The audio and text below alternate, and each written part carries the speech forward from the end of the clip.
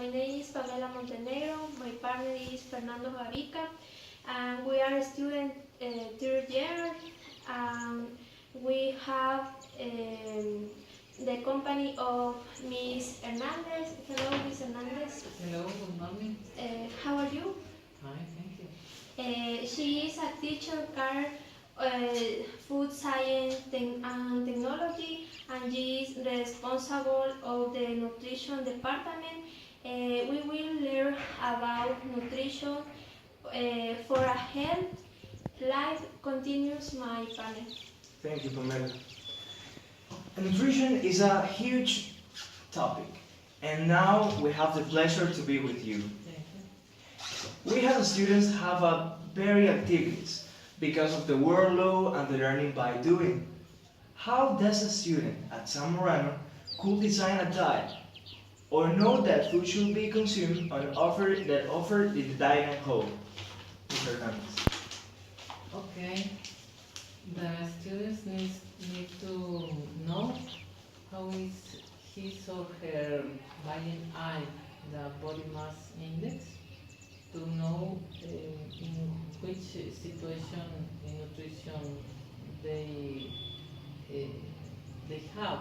For example, if the students have BMI between 18.5 to 25, it's a good average, it's a good range to stay in normal situation. But if students have more than 25 BMI, they need to take care to know how meals they have to eat. They need to avoid meals with a lot of sugar, a lot of fat, because they need to eat more vegetables and fruits to lower his or her BMI. There is a phrase they say sport, health, and life. What sport do you recommend they perform by both young people and adults that help keep us healthy? Okay, the World Organization in Health recommends that people need to do about 30 minutes a day with high activity. But I think in Zamorano the students do this kind of activity, but not all of them. So people need to know how kind of activity are doing. 30 minutes walking or running quickly is a good thing. They can spend a lot of calories with some activity, but there are students that need or choose a lot of sports in Zamorano with high activity. This is a good thing for them, and they need establish the calories that they need to compensate the energy that they need. So I think people can do the exercise or the sports that they can do it. For example, a lot of women don't need a lot of activity, but with level more time, for example, and with care for her health, for example. It's clear that everyone needs to do exercises. All children, Yes. women, boys. Ms. Hernandez, as you said before about the mass index, um, the literature tells us that the body mass index is an index that is related to the weight and the height of a person. How can I determine the body mass rate in a person? You can divide the weight in kilograms between the height in meters squared, and with the result you need to compare to some numbers that the World Health Organization give us to compare in the range between 18.5 to 25 is a normal situation, but if it's less of 18.5, the people have underweight, and if the people have more than 25, people will have obesity or overweight. Ms. Hernandez, the vitamins are chemicals not synthesized the body, right? And present small quantities in the food.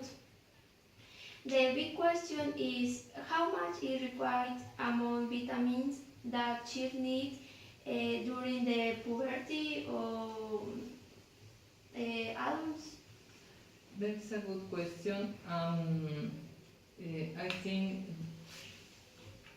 there are minerals and vitamins in the foods that children requires during the puberty, but specifically iron and calcium are the minerals, not vitamins, that they need to grow well.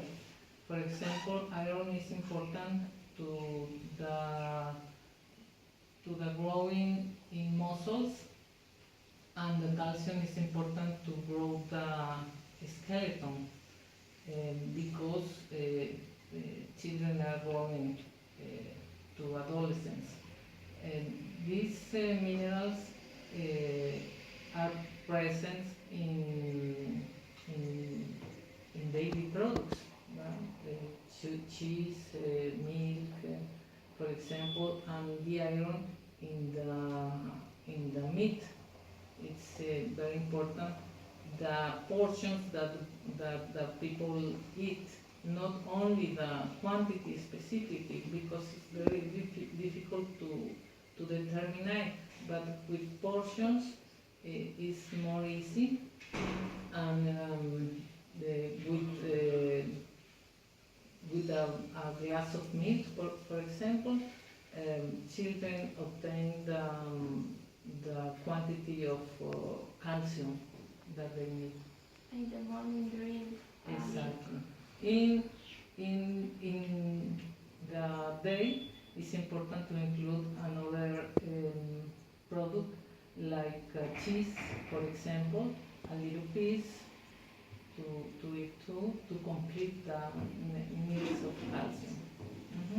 And a part of meat, like the size of our hand, we have the iron that we need to improve our needs or requirements. On the other hand, we can talk about too, the lipids. The Food and Agriculture Organization of the United Nations defines lipids as a set of organic molecular compounds of carbon and hydrogen are essential for our body. So, what do you think? What is the maximum amount of lipids that our body needs for it to work correctly? This is a good question because people have a threat about lipids, but they are important because they permit us to absorb some vitamins, for example, vitamin A, vitamin E, um, and in a good balance in our meals, we need to balance our meals with 30% of lipids from our calories.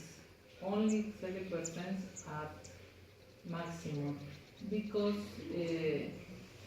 we need to have care about the quality of lipids, not only the quantity. It's the quality very important because there are different kinds of lipids. Yes. The consumption of fruit is important because they are source essential nutrients. At what time the day do you recommend we should eat fruit? And what would be the appropriate portions to satisfy requirements? Okay, the World Health Organization recommends to eat 5 portions of fruits and vegetables. And during the day, it's important to distribute that quantity of portions. Um, in the breakfast is the first time that we can eat some portion of fruit. At the break, during the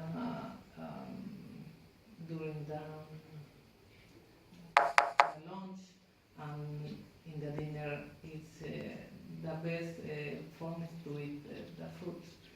In the size of the portions, we need to consider that size. For example, an orange is a medium orange. A banana is a medium banana, not a big banana, because there is 2 portions in a big banana, for example. And we need to consider size normal, normal, not a big ni a little. Medium. Medium is a good size to eat, and with that we are covering the needs of vitamins and fiber. Fiber is an important ingredient in the vegetables and fruits. Let's talk about more food. Both rice and pasta are sources of some carbohydrates. What would be the recommend the day of a person that we should consume, knowing that a person is on sedentary daily activity? Okay, carbs are necessary because they give us energy. So we need to consider 5 portions of cereals, more or less, in our needs, in our meals. Sorry. So they are very important. We have some ideas about the carbs, but they are very important. Another time, we need to know how is the size of the portion about we can eat with the carbs. So, for example, a tortilla is a little, not big, and for example, the bread, we need to eat only 1 piece of bread, not a lot, not 5 pieces of bread in a kind of eat. Um, there are different methods to lose weight, and one of them is fasting. Do you think that fasting will reduce weight? Does it have possible or negative effects on our health? Ways to reduce weight quickly cause loss of fluids as water, and it is dangerous to our health. It is advisable to go down slowly but steadily with good eating habits and physical activity. So we need to take care about the ways to reduce quickly our weight. It's not recommended. It's dangerous. Yes. We know that there are many diseases in relation to the nutrition, and diabetes is one of them.